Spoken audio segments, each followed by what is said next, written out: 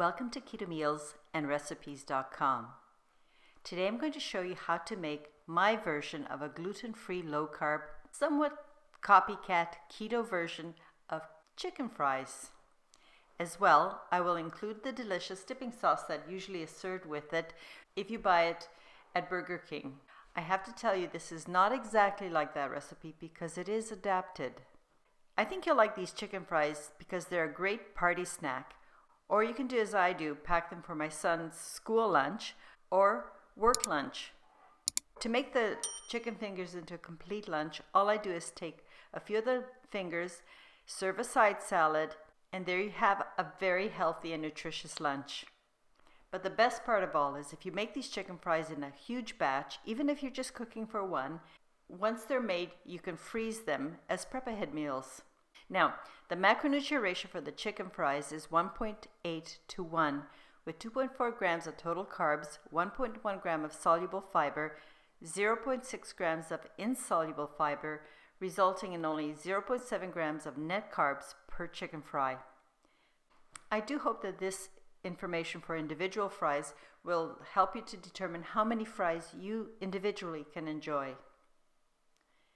I have divided this video into two parts, and this first part of the video is a tutorial, shows you a step-by-step method of how I make the fries to make sure that they're perfect every time. So let's get right to it. The first thing is to make the seasoned meat. To a large bowl, add the ground chicken meat, and on top of the meat, sprinkle all of the seasonings, which are salt, white pepper, garlic powder, paprika, I'm using smoked paprika, and a bit of cayenne pepper. Be careful with this, you don't want too much. Toss and mash very well. You want the seasoning to be completely integrated into the ground meat. And that's very important because you don't want pockets where there's a lot of seasoning and other portions of your chicken fingers that are very bland.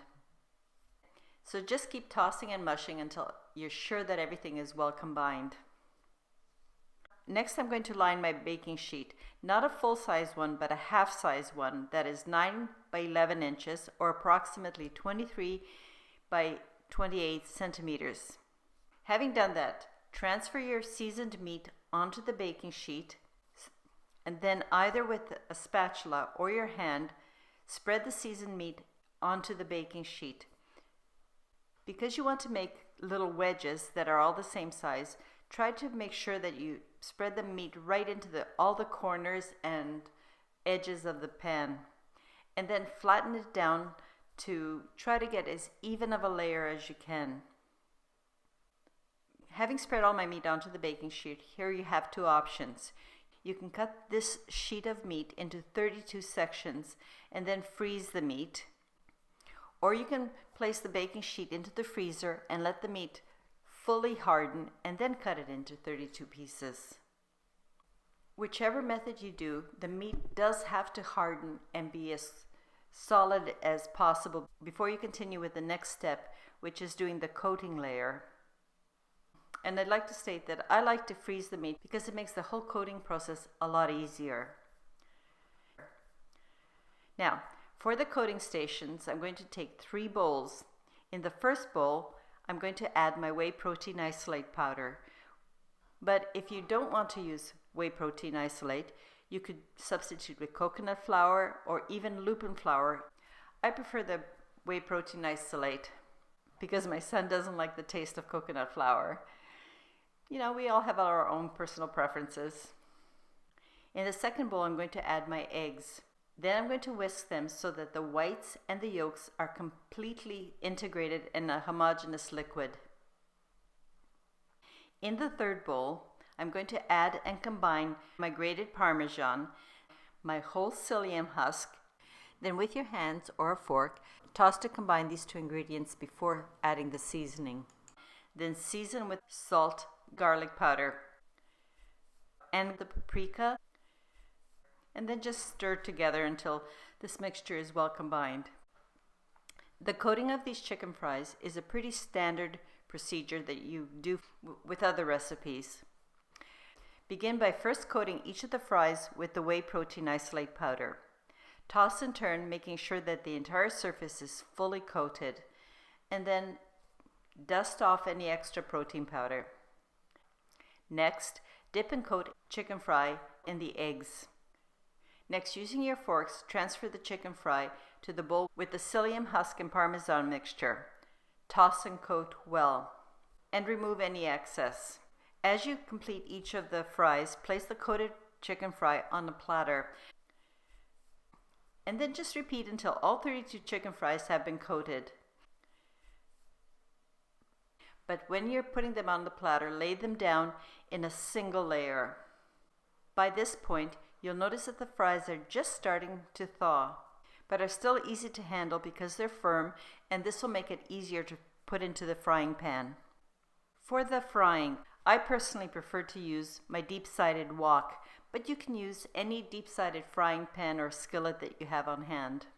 For the oil, I'm going to use the refined coconut oil, which I place in the pan over medium to medium-high heat on the stove top. When you notice that your oil is sizzling on the edges, you can test by dropping a little bit of the crumb into the oil. If it sizzles well around the crumb, your temperature is probably at its best. And then carefully place a few of the chicken fries into the pan. Don't overcrowd. You want a fairly high temperature because you don't want a lot of oil to be absorbed into your chicken fry. You want a nice crispy fry. And for this purpose, as I said, I prefer to use refined coconut oil because it does not taste or smell like coconut oil, which I already mentioned my son doesn't like. And coconut oil also has a higher smoke point for frying as opposed to olive oil or avocado oil. If you don't want to use coconut oil, other really good substitutes for frying, you could also use pure lard or tallow. You can buy that either at the grocery store or get it from your butcher and make your own. And that's what they used to use before the fast food started using seed oils. Fry for about 1 to 1.5 minutes on the first side. When it's starting to get golden, flip over and fry the other side for about a minute. It should take between 2 and 2.5 minutes per batch of fries. Then quickly remove all the chicken fries and transfer to a serving platter. You don't need to put a paper towel or anything because by using a hot temperature like we did, there's not a lot of excess grease that will seep out of the fries as they cool. As you see, these fries should be a deep honey golden color and not a brown color. If they're brown, you fried them either at too hot of a temperature or too long. Then repeat until the chicken fries have all been fried. When you're all done, you'll notice that there's a bit of oil and residue in your pan. Don't throw this away. Strain it and put the oil into a jar. You can use this for other recipes as a seasoned oil. Now that all the fries are done, they're ready to be enjoyed. However, my family really loves the dipping sauce, so an optional step is to serve these delicious chicken fries with the Burger King style copycat dipping sauce. I have to give thanks to Joshua Westman because I saw this recipe on his channel. I've modified his recipe, of course, to adopt it to be sugar-free. Now, the dipping sauce is really easy to make. To a small saucepan, add your tomato paste, sweetener, sugar-free tamari, or if you don't have that, you can use Worcestershire sauce, white wine vinegar, and salt. And for a little extra kick, add a bit of Frank's Red Hot sauce. Place the pot on the stovetop, which is set to medium-low heat, and just stir everything well. Bring the sauce to a very light simmer, and when you notice it simmering, cook for 5 minutes. I recommend that you stir continuously so it doesn't stick on the bottom. This sauce doesn't need a lot of cooking. You're just using heat as a catalyst to develop the flavors faster. So remove the pan from the stovetop, and at this point, add your mayonnaise. You'll have to be the judge of what kind of mayonnaise you use and feel comfortable with, but I like to use an olive oil mayonnaise. At this point, add your yellow smooth mustard or Dijon smooth mustard. The Dijon will have a little bit more of a bite, so it's your preference. Having added your last 2 ingredients, just stir well to incorporate. Because I'm serving this to my family, I'm going to transfer the dipping sauce into a nice serving bowl. But if you're not going to use it right away, you could store it in an airtight container in the refrigerator for several days. Now, if you have made the full batch of fries and you're not going to use them all right away, you can put the rest of them in the refrigerator for a few days. One thing that I try to do with a lot of my recipes is to do sensible prep ahead, which is I make extra, maybe a batch and a half or double the batch, and take that extra part that I've made, put it in freezer safe containers, label it so that I have it ready for a prep ahead meal when I'm either really busy or I just don't feel like cooking that day. These prepared fries will keep in your freezer for several months. Use them and serve them and make sure that they're nice and crispy. All you have to do is let them thaw and then either in the microwave or place them on a tray in a preheated oven. Heat them for a few minutes. I really hope that you have found this recipe something that you might want to make for yourself and your family, or especially if you're serving it for a special occasion like a football game or a get-together. I love hearing from you, so please do let me know by leaving a comment and telling me if you like these kinds of copycat recipes.